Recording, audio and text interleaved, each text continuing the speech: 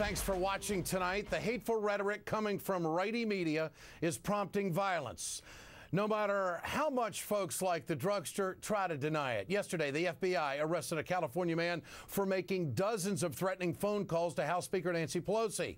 Well, now, the man's own mother has said that the right-wing network across the street had something to do with it.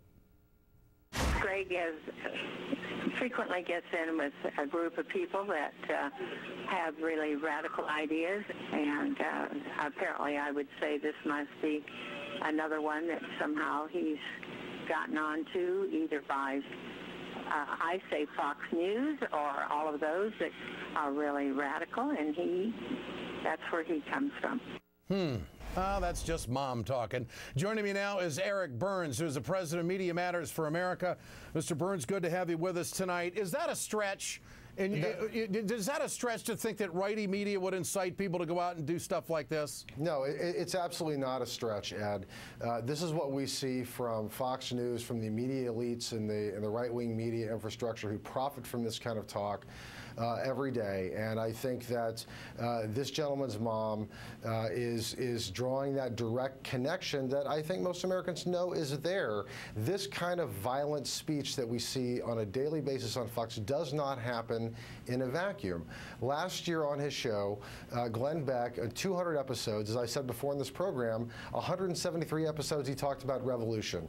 Glenn Beck himself had a skit on his show where he essentially poisoned the Speaker of the House in effigy. So it should be no surprise to anyone in this country that now we have a serious threat against the Speaker's life, and it's directly connected to the crazy psycho talk and the violent rhetoric we see from Fox News and the right-wing media elite. All right, here's a collection of their wonderful work. Here it is. So, Speaker Pelosi, I just wanted to... You going to drink your wine? By the way, I put poison in your... No, When Nancy Pelosi went through those Tea Partiers, it was like... what should we analogize this to?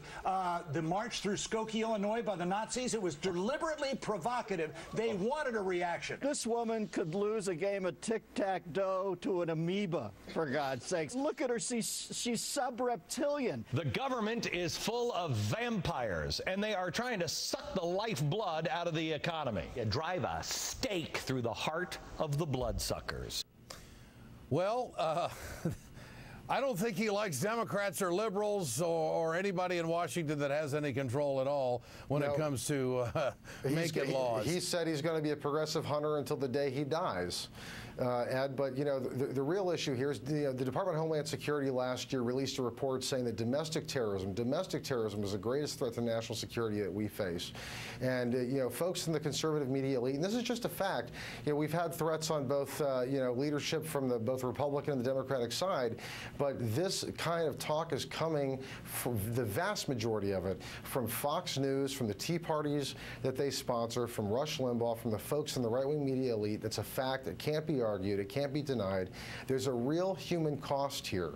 And I wonder if it's going to take somebody getting up in a Fox News T-shirt and mowing down, people, God forbid, before executives at Fox and even folks at CNN, with the recent comments you and I talked about 2 days ago regarding Eric Erickson, will take some responsibility, because to date, neither one of these networks have said a single thing about these incidents and about the violent rhetoric. Not at all. Eric, good to have you on tonight. Thanks so much. Thank you, Thanks for the work you do. Founding editor